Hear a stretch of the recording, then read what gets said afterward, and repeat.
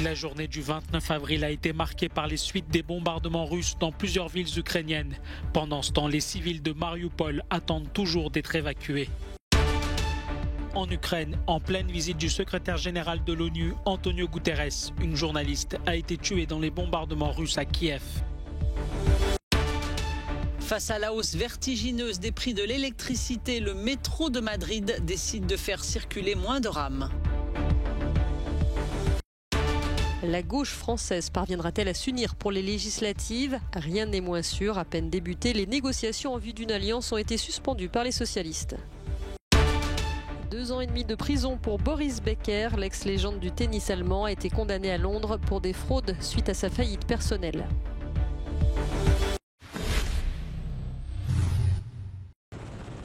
Ces images illustrent une fois de plus la brutalité de la guerre en Ukraine. Selon Kiev, Moscou a concentré ses efforts sur le maintien de ses positions à Kharkiv et le bombardement intensif de la région de Donetsk afin d'empêcher le regroupement des forces ukrainiennes. Pendant ce temps, la situation à Mariupol est toujours préoccupante. Les forces russes continuent de bombarder la zone industrielle où se trouve le complexe métallurgique d'Azovstal, la toute dernière section contrôlée par les forces ukrainiennes à Mariupol. Plusieurs centaines de militaires et de civils ukrainiens sont retranchés dans les galeries souterraines datant de l'époque soviétique. Les civils ont déjà passé plus de 60 jours dans ces conditions, à supplier pour être sauvés. C'est pourquoi aujourd'hui nous implorons la communauté internationale de se mobiliser pour sauver la vie de la population locale. Pour symboliser la résistance, ce vendredi, le président ukrainien Volodymyr Zelensky a remis des médailles aux soldats ukrainiens qui sont sur le front depuis plusieurs semaines. Nous combattrons les occupants jusqu'à ce que nous libérions notre pays et notre peuple, jusqu'à ce que nous répondions de chaque mort et de chaque destruction que les occupants ont apportée dans tous les foyers et dans notre pays. Le ministère russe de la Défense a diffusé les images d'un combattant britannique blessé qui aurait été capturé. La veille, le Royaume-Uni avait annoncé qu'un Britannique a été tué en Ukraine. En Ukraine, en pleine visite du patron de l'ONU, une journaliste a été tuée dans les bombardements russes ce jeudi. Le corps de Vera Giric a été découvert chez elle sous les décombres vendredi. Elle travaillait depuis 2018 pour le bureau de Kiev de Radio Liberty. Nous sommes bouleversés et indignés par la nature insensée de sa mort chez elle, dans un pays et une ville qu'elle aimait. Sa mémoire inspirera notre action en Ukraine et au-delà pour les années à venir, a déclaré le président du média financé par les États-Unis. Le maire de Kiev, Vitaly Klitschko, dans une vidéo où il s'est lui-même filmé, a souligné le caractère symbolique de ces événements au moment de la visite d'Antonio Guterres. Vladimir Poutine lui a adressé un salut. Il lui a fait un doigt d'honneur en visant nos maisons et en les détruisant. Son objectif n'est pas les bâtiments, mais plutôt la vie des gens, a déclaré le maire de la capitale.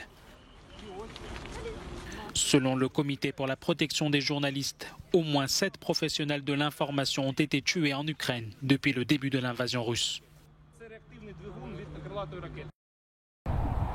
L'inflation continue de flamber en Russie, ce qui est une conséquence directe des sanctions économiques.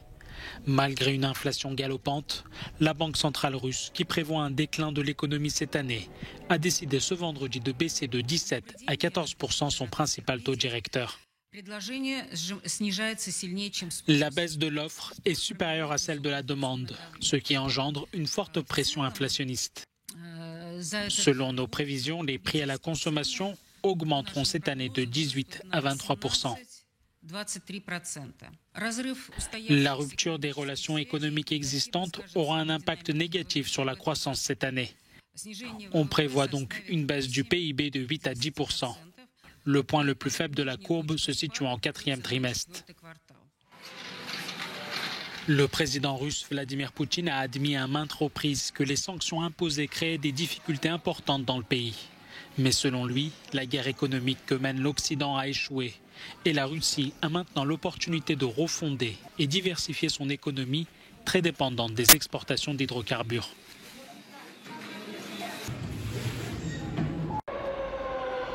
Depuis la crise Covid et la guerre en Ukraine, l'Espagne est confrontée comme les autres à une hausse des prix de l'électricité. La facture électrique du métro de Madrid serait ainsi passée par jour de 120 000 € à 800 000 €.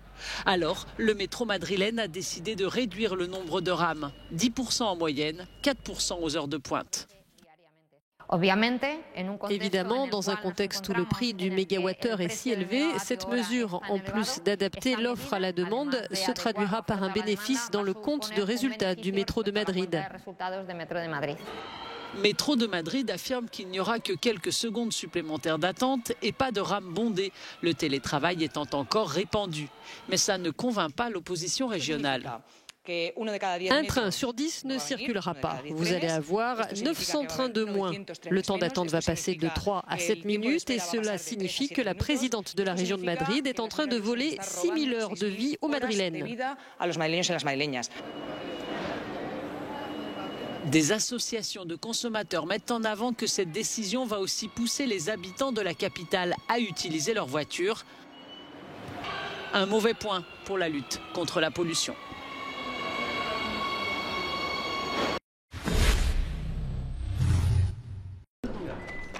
L'union de la gauche est-elle encore possible en France? Si cette alliance n'a pas eu lieu pour la présidentielle, des négociations sont en cours pour les législatives de juin prochain.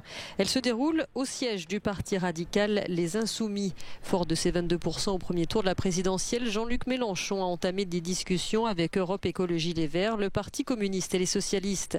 Mais les pourparlers sont difficiles, voire mal engagés. Ce vendredi, les socialistes ont en effet annoncé la suspension des négociations, dénonçant la logique hégémonique du parti de Jean-Luc Mélenchon. Ce dernier s'en défend. Nous sommes qualifiés d'hégémonique au moment où nous proposons de constituer un groupe à l'Assemblée nationale pour chacun de nos partenaires. Alors, si ça c'est l'hégémonie, alors on ne peut plus parler de rien. Non, tout ça, c'est normal, c'est un feuilleton. Donc tous les jours, il y aura des rebondissements par les gens qui y trouvent l'un ou l'autre son compte.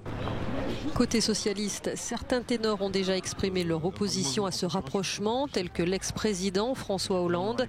Le Parti socialiste a toujours voulu l'union, a-t-il dit jeudi, mais aujourd'hui ce n'est plus une discussion, c'est une disparition. Il faut dire que les sujets de discorde sont nombreux, à commencer par l'Europe. Les Insoumis prônent ainsi la désobéissance aux traités européens, inacceptable pour le PS ou les écologistes. Autre point de blocage, la répartition des circonscriptions. Les Insoumis sont trop gourmands, résume un des négociateurs. 46 degrés à Delhi, 50 degrés à Jacobabad. Depuis le mois de mars, l'Inde et le Pakistan font face à des vagues de chaleur extrêmes. Vendredi, des coupures d'électricité dans ces deux pays ont aggravé les conditions de vie de millions d'habitants, déjà accablés par des températures records. Avec de nombreux foyers qui utilisent la climatisation 24 heures sur 24, la demande énergétique a fortement grimpé, provoquant ainsi une pénurie de charbon. Dans la mégalopole indienne de New Delhi, les autorités estiment qu'il reste moins d'un jour de charbon en stock dans de nombreuses centrales électriques. Le gouvernement a même annulé certains trains de voyageurs pour accélérer l'acheminement du charbon vers les centrales. En Inde, 70% de l'électricité est produite à partir du charbon. Avec l'été qui n'est pas encore arrivé, ce phénomène inédit inquiète. Selon les scientifiques, avec le changement climatique, ces épisodes de canicule sont plus fréquents, mais aussi plus sévères. Un attentat meurtrier au cœur de Kaboul. Au moins 10 personnes ont été tuées dans une explosion vendredi contre une mosquée sunnite de la capitale afghane. La déflagration a eu lieu alors que de nombreux fidèles se trouvaient sur place après la prière du vendredi. La veille, l'État islamique avait revendiqué des attentats à la bombe contre 2 minibus transportant des chiites à Mazar-e Sharif dans le nord, faisant 9 morts. L'ancienne légende du tennis allemand Boris Becker va être incarcéré. Un tribunal londonien l'a condamné ce vendredi à 2 ans et demi de prison pour faillite frauduleuse. Le triple champion de Wimbledon a été reconnu coupable de plusieurs délits financiers liés à sa faillite personnelle en 2017. Il est accusé d'avoir dissimulé des actifs et des prêts pour éviter de payer des dettes qui se montaient à près de 60 millions d'euros. Âgé de 54 ans, Boris Becker devra purger au moins 15 mois de prison avant de pouvoir être libéré. Plus jeune vainqueur de Wimbledon à 17 ans, il était considéré comme un des meilleurs joueurs de sa génération. Il remportera 6 titres en Grand Chelem. En 2002, il avait déjà écopé de 2 ans de prison avec sursis et 500 000 € d'amende après un long conflit avec le fisc allemand.